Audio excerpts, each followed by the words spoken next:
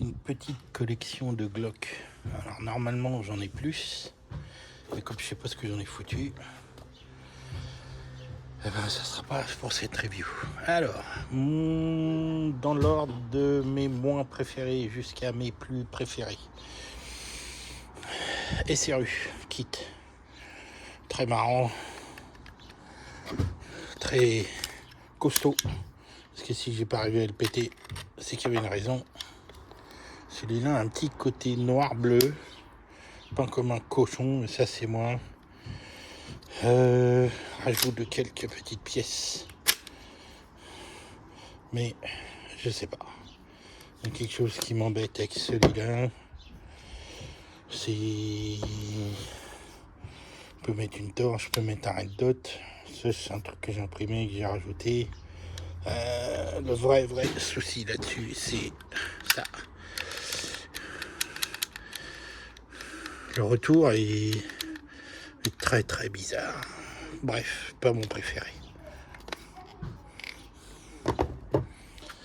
Ensuite vient le flux qui n'est pas attaché. Là aussi,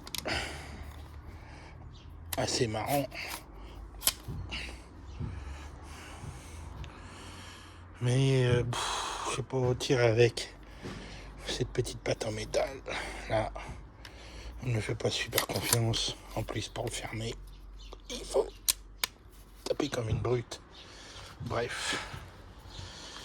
Là aussi, réplique marrante qu'on voit pas beaucoup sur les terrains. Mais pas ma tasse de thé. À ex-aequo, je dois avouer que celui-là, depuis que j'ai eu le USW1 d'AEG, je l'adore. Il est petit, il est compact. Le seul vrai reproche, c'est ça. Au bout de quelques jeux, au bout de quelques tirs, ça bouge. Est-ce que c'est parce que je l'ai mal installé? La probabilité est fantastique. Mais c'est petit, c'est léger, ça tient tout seul. C'est hyper marrant.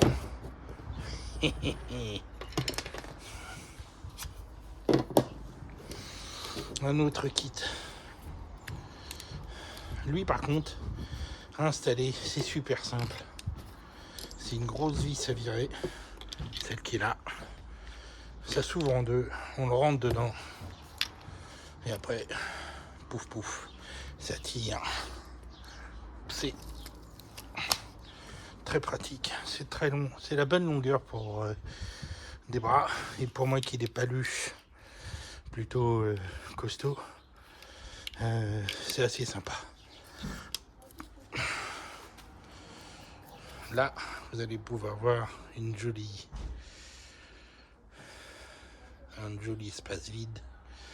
Pas terrible, mais c'est parce que les Glock Tokyo Marui sont fabriqués plus grands et que du coup, les kits qui sont faits pour les vrais ne tiennent pas. Les 4 sont sympas, les 4 sont très sympas. Le vrai souci avec tout cela, c'est la façon dont ils sont armés. C'est par l'arrière, c'est par l'arrière, c'est par l'arrière, c'est par l'arrière. Et à un moment ou à un autre, les pièces comme ça, la pièce qui est là, eh ben à un moment elle va se barrer. Mon préféré, c'est ce kit là. Et pourquoi? Mais parce qu'en fait, pour l'armée, on le tire, on pousse sur le devant. Et quand on pousse sur le devant, quand on tire, que ça fait bing bing bing, j'essaie de vous le montrer à l'intérieur.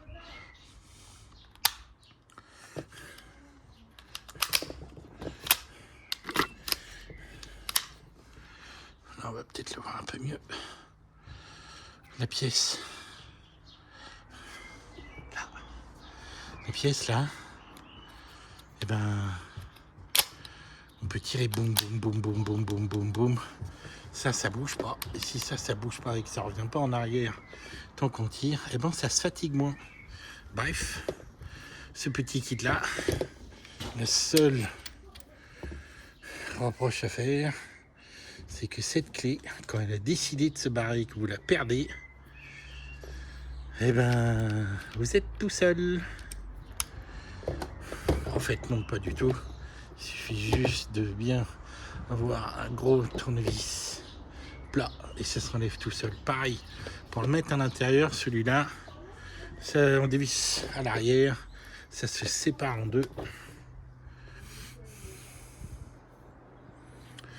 On le retire, on le remet dedans, c'est nickel. Voilà, donc si je devais en garder un ou deux, celui-ci. Et mon cœur balance entre celui-ci et celui-là. Sincèrement, celui-là, non, je sais pas ce qui s'est passé. J'ai dû commander ça à 2h du matin pendant que je dormais pas. Mais le holster est sympa si on met pas de torche et on met pas de gage-flamme. Mais ouais, je suis gaucher, donc déjà je suis la revue. Mais même quand on le met à la main droite, on sait pas. C'est pas génial quoi. Ça touche, ça frotte. C'est pas terrible. Donc pour revenir, numéro 1. Et 2, 3, 4, 5. Voilà. Si vous voulez en savoir plus, posez les questions et je vous répondrai. Allez, le vieux s'en va. À plus.